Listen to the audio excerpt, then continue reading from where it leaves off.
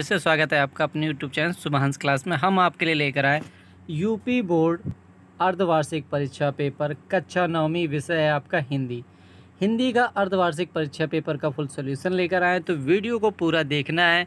UP board कक्षा 9वीं विषय Hindi half yearly exam paper full solution मिलने वाला है, तो दिशा निर्देश देख लीजिए। इसके बाद स्टार्ट करते हैं आपका खंड आ में पहला क्वेश्चन है, 1 नंबर का क्वेश्चन है।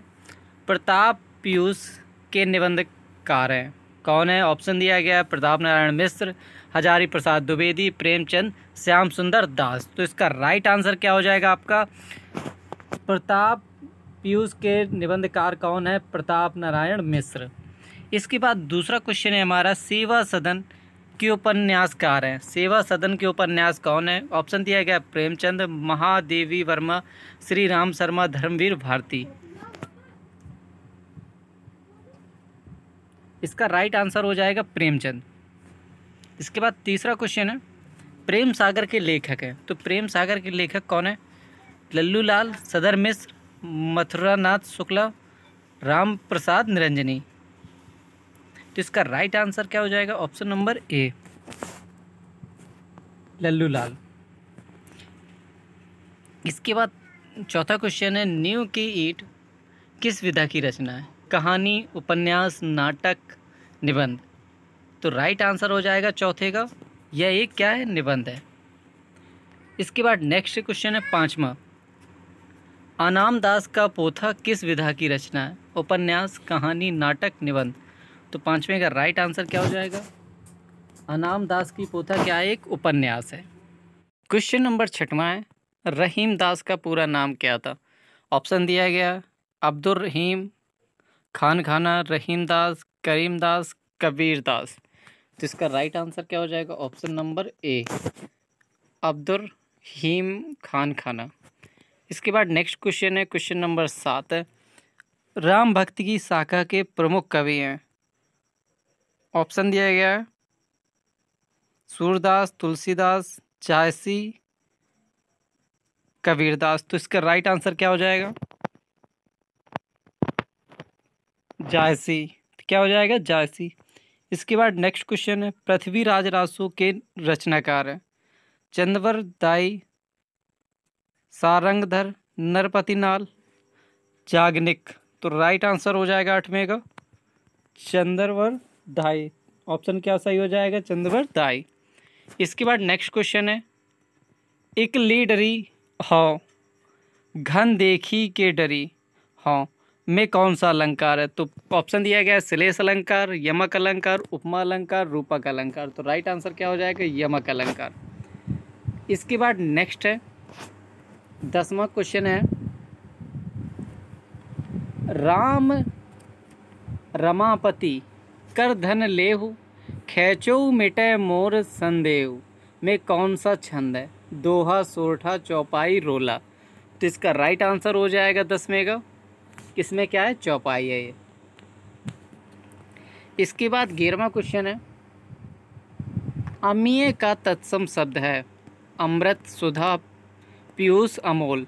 11वें का राइट आंसर हो जाएगा का, अमृत। इसके बाद 12वां क्वेश्चन दिया गया है हमारा, तेज शब्द का विलोम शब्द है निस्तेज, मंद, तीव्र, तेजस्वी। तो 12वें का राइट आंसर हो जाएगा मंद। इसके बाद नेक्स्ट क्वेश्चन है, क्वेश्चन नंबर 13वां, गणेश के लंबोदर मूसवाहक आदि शब्द कहलाते हैं। तो क्या कहलाते हैं? प्रत्यय, उपसर्ग, पर्यायवाची, विलोम। तो राइट आंसर क्या हो जाएगा 13वें का? पर्यायवाची कहलाते हैं। क्वेश्चन नंबर 14वां, यथाशक्ति में कौन सा समास है? अव्ययी भाव, तत्पुरुष, द्विगु, द्वंद्व। राइट आंसर हो जाएगा 14वें का अव्ययी भाव।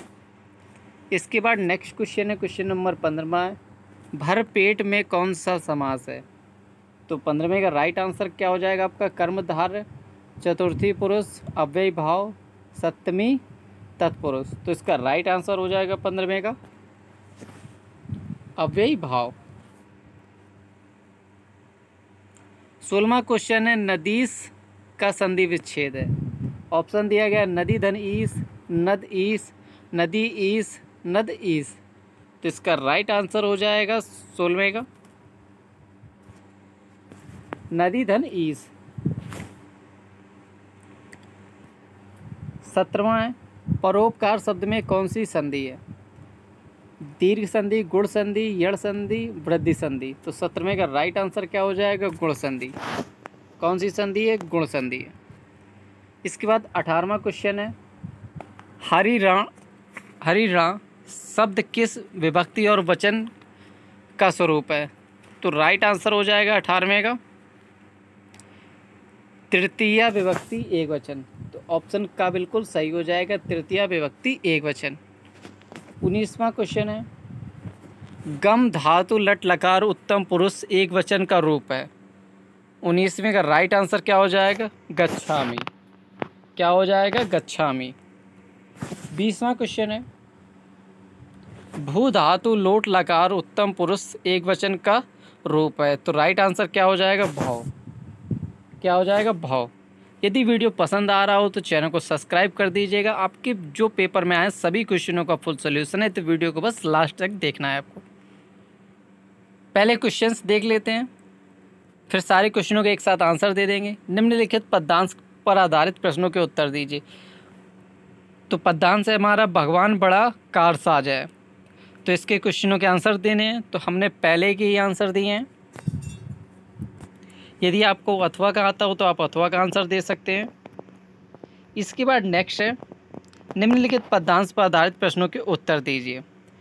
तो पहले पद्यांश के हमने उत्तर दिए जब मैं था तब हरि ना आए, अब हरि हैं मैं ना आए, सब अंधियारा मिटी गया जब दीपक देखा माए, यहू ऐसा संसार है जैसे सिंबल फूल, दिन 10 के त्योहार को झूठे रंग ना भूली। इसका पहले का हमने दिया है। यदि आपका दूसरे का आता हो तो आप दूसरे का आंसर दे सकते हैं। तो सारे क्वेश्चनों के आंसर मिलेंगे, बस आपको वीडियो को लास्ट तक देखना है। पहले क्वेश्चन देख लेते हैं, फिर सारे क्वेश्चनों के एक साथ आंसर। तो पहला पद्यांश है, हमने पहले ही पद्यांश का आंसर दिया है। 14वां क्वेश्चन है पद्यांश का संदर्भ सहित अनुवाद कीजिए। तो हमने इस पद्यांश का संदर्भ सहित हिंदी अनुवाद किया है। तो इस वीडियो को आपको पूरा देखना है, सारे क्वेश्चनों के आंसर मिलेंगे। 25वां क्वेश्चन है दीपदान एकांकी के आधार पर पन्नाध्याय का चित्रण कीजिए। नए मेहमान एकांकी का सारांश अपने शब्दों में। तो हमने नए मेहमान एकांकी का सारांश अपने शब्दों में लिखा है। इसके बाद नेक्स्ट है निम्नलिखित में से किसी एक लेखक का जीवन परिचय। तो हमने एक लेखक का जीवन परिचय लिखा है महादेवी वर्मा का। इसके बाद नेक्स्ट है निम्नलिखित में से किसी एक कवि का जीवन परिचय। तो हमने कवि का जीवन परिचय लिखा है। इसके बाद नेक्स्ट है एक श्लोक लिखा गया है आपके लिए, और ये संस्कृत के प्रश्नों के उत्तर दिए गए हैं। और किन्हीं दो का संस्कृत में अनुवाद करना है, तो संस्कृत में अनुवाद किए गए हैं। और छात्रवृत्ति के लिए प्रधानाचार्य को एक प्रार्थना पत्र लिखा है। तो अपने विद्यालय में प्रधानाचार्य को अवकाश के लिए प्रार्थना पत्र लिखा गया है। अब देख लेते हैं इन सभी क्वेश्चनों का आंसर। यदि आपकी किसी भी क्वेश्चन का आंसर छूट गया हो तो एक बार फटाफट मिला लीजिए। प्रताप पीयूष के निबंधकार हैं प्रताप नारायण मिश्र। दूसरा है सेवा सदन उपन्यासकार हैं तो प्रेमचंद हैं। तीसरा है प्रेम सागर के लेखक हैं लल्लू लाल हैं। चौथा है नींव की ईंट किस विधा की रचना है? तो यह एक निबंध है। अनाम दास का पोथा किस विधा की रचना है? यह उपन्यास है। रहीम दास का पूरा नाम अब्दुल रहीम खान खाना है। इसके बाद नेक्स्ट है राम भक्ति की शाखा के प्रमुख कवि हैं तुलसीदास हैं। इसके बाद नेक्स्ट है पृथ्वीराज रासों के रचनाकार हैं चंद्रवर दाई हैं। इसके बाद नेक्स्ट क्वेश्चन है एक लीडरी हाँ घन के, तो इसमें राइट आंसर हो जाएगा यमक। 10वें का हो जाएगा राम रमापति कर धन लेहु, तो इसका हो जाएगा चौपाई। अमीय का तत्सम शब्द है कि अमृत हो जाएगा। तीज का हो जाएगा मंद। गणेश के लंबोदर, तो राइट आंसर हो जाएगा पर्यायवाची। यथाशक्ति में कौन सा समास है? अव्ययी भाव समास है। भरपेट में कौन सा समास है? अव्ययी भाव समास है। राइट आंसर हो जाएगा 16वें का नदी धन ईस। परोपकार में हो जाएगा गुण संधि हो जाएगी। हरिणा शब्द में हो जाएगा तृतीया विभक्ति एक वचन हो जाएगा। गम धातु लट लकार में हो जाएगा गच्छामि। 20वें में हो जाएगा बहु धातु लोट लकार में हो जाएगा भवानी। 21वां है निम्नलिखित पदांश पर आधारित प्रश्नों के उत्तर दीजिए। तो इस पदांश को पढ़ना है। पहला दिया गया है गद्यांश का संदर्भ लिखिए। तो गद्यांश प्रस्तुत गद्यांश हमारी पाठ्य पुस्तक हिंदी के गद्य खंड में संकलित एवं प्रेमचंद्र जी द्वारा लिखित मंत्र नामक कहानी से उद्धृत है। रेखांकित अंश की व्याख्या देख लीजिए। बूढ़ा भगत डॉक्टर चड्ढा के पुत्र को सांप द्वारा डस लिए जाने पर प्रतिक्रिया स्वरूप कहता है कि भगवान बड़ा न्यायी है, वह सबका काम बनाने वाला है। जब मेरा बेटा मृत्यु के लिए संघर्ष कर रहा था तो इसी डॉक्टर को जरा सी दया नहीं आई। रोगी को देखने के स्थान पर खेलने के लिए चला गया। आज मैं वहाँ होता तो मैं भी बिल्कुल भी दुख प्रकट ना करता। इसके बाद यहाँ भगत की किस मनोदशा का चित्रण किया है। यहाँ भगत के बदले की भावना प्रकट हो रही है। इसके बाद नेक्स्ट है 22वां क्वेश्चन है। जब मैं था तब हरि नहीं, जब हरि है तो मैं ना है। तो उपयुक्त पद्यांश में पाठ और कवि का नाम। तो इसमें कवि के दोहे हैं, कबीर के दोहे। कवि का नाम है कबीरदास। मैं शब्द का अर्थ है अहंकार। यह संसार किसके समान है। यह संसार सेम्बल फूल के समान है। इसके बाद नेक्स्ट क्वेश्चन है 23वां निम्नलिखित गद्यांश पर संदर्भ सहित हिंदी अनुवाद करना है। तो परमहंस राम कृष्ण जीवन। तो इसका संदर्भ हो जाएगा। यह गद्यांश हमारी पाठ्य पुस्तक के अंतर्गत संस्कृत खंड के परमहंस रामकृष्ण नामक पाठ से उद्धृत है। हिंदी अनुवाद है। परमहंस रामकृष्ण की जीवन जीवनी धर्म के अभ्यास का एक अनुभवजन्य लेखा है। उनका जीवन हमें ईश्वर को देखने की शक्ति देता है। उनके शब्द न केवल किसी के ज्ञान में उबाऊ शब्द हैं बल्कि उनके जीवन की पुस्तक के पन्ने हैं। 24वां क्वेश्चन है मनीषिणी संति। तो इसका हो जाएगा। यह पद्यांश हमारी पाठ्य पुस्तक के अंतर्गत संस्कृत खंड के सुभाषितानी नामक पाठ से उद्धृत है। हिंदी अनुवाद हो जाएगा। बुद्धिमान लोग हैं लेकिन वे शुभचिंतक नहीं, वे शुभचिंतक हैं लेकिन बुद्धिमान नहीं। उनके जैसा विद्वान पुरुष भी पुरुषों में विरले ही मिलते हैं। औषधि की तरह स्वाद और लाभ दुर्लभ है। इसके बाद नेक्स्ट है 25वां क्वेश्चन है नए मेहमान एकांकी का सारांश अपने शब्दों में। तो नए मेहमान उदय शंकर भट्ट का यथार्थवादी एकांकी है जिसमें बड़े नगरों महानगरों में रहने वाले मध्य वर्ग की आवास समस्या और कष्टपूर्ण जीवन का सजीव चित्रण किया गया। एकांकी की कथा वस्तु निम्नवत है। नए मेहमान एकांकी का मुख्य पात्र विश्वनाथ है। वह एक बड़े नगर की धनी बस्ती में अपनी पत्नी और बच्चों के साथ रहता है। उसका मकान छोटा है, गर्मी का मौसम है और रात के 8 बजे हैं। उसका छोटा बच्चा बीमार है। उसकी पत्नी का गर्मी के कारण बुरा हाल है। उसके मकान की छत बहुत छोटी है जिस पर चारपाई बिछाने की भी पर्याप्त जगह नहीं है। विश्वनाथ की पड़ोसिन बहुत कठोर स्वभाव की है। वह अपनी खाली छत पर भी उन्हें प्रयोग करने नहीं देती है। इस वजह से विश्वनाथ बहुत दुखी और परेशान है। जैसे ही विश्वनाथ व उनका परिवार सोने की तैयारी करते हैं वैसे ही बाहर से कोई दरवाज़ा खटखटाता है। विश्वनाथ दरवाज़ा खोलता है। 2 अपरिचित व्यक्ति बाबूलाल और नन्हेमल घर में प्रवेश करते हैं और घर में जम जाते हैं। वे विश्वनाथ ठंडे पानी की मांग करते हैं। विश्वनाथ द्वारा उनका परिचय पूछे जाने पर वे बातों में उड़ा देते हैं। विश्वनाथ संकोची स्वभाव के कारण कुछ नहीं कह पाता। विश्वनाथ की पत्नी रेवती खाना बनाने के लिए तैयार नहीं होती है और अपने पति की जिद करती है कि इन्हें इनका पता परिचय पूछो। जब विश्वनाथ उनसे साफ साफ पूछता है तो पता चलता है कि वह भूलवश उसके घर आ गए। वास्तव में उन्हें विश्वनाथ के पड़ोस में रहने वाले कविराज रामलाल वैद्य के घर जाना था और वे भूल से उनके घर आ गए। इस पर विश्वनाथ के बच्चे उन्हें सही स्थान पर पहुंचाते हैं और दोनों पति पत्नी चैन की सांस लेते हैं।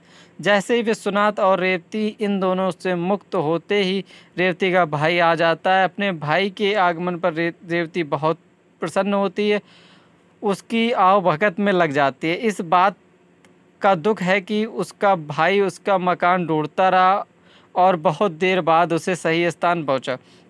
वह भाई के बार बार मना करने पर भी खाना बनाने को तैयार होती है और बच्चों को बर्फ़ व मिठाई लाने के लिए भेजती है। विश्वनाथ मुस्कुरा कर व्यंग से कहता है, कहो अब। इस पर रेवती कहती है, अब क्या मैं खाना बनाऊंगी, भैया भूखे नहीं सो सकते।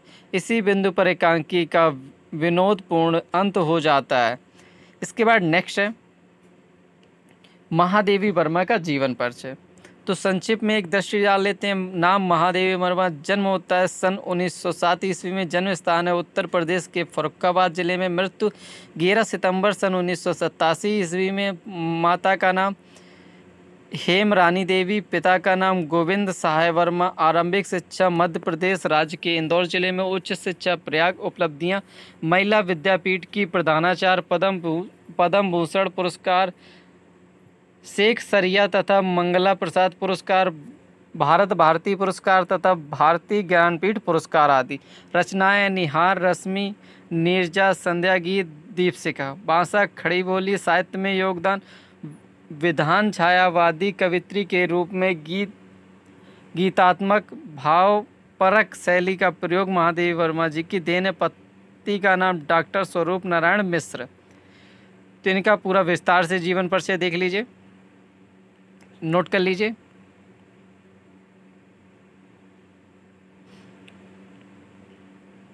यदि वीडियो पसंद आ रहा हो तो अपने दोस्तों को भी शेयर कर दीजिए। सात्विक जीवन परिचय। रचनाएं देख लीजिए, निहार, रश्मि, नीरजा, संध्या गीत, दीपशिखा, अन्य रचनाएं हैं। भाषा शैली देख लीजिए, साहित्य में स्थान, शिक्षा और पुरस्कार। काव्य साधना, काव्य भाव, मृत्यु, महादेवी वर्मा का वैवाहिक जीवन, महादेवी वर्मा को मिले पुरस्कार। इसके बाद नेक्स्ट क्वेश्चन है हमारा, निम्नलिखित में किसी एक कवि का जीवन परिचय। तो डिस्क्रिप्शन में लिंक दे देंगे हम कबीरदास जी का।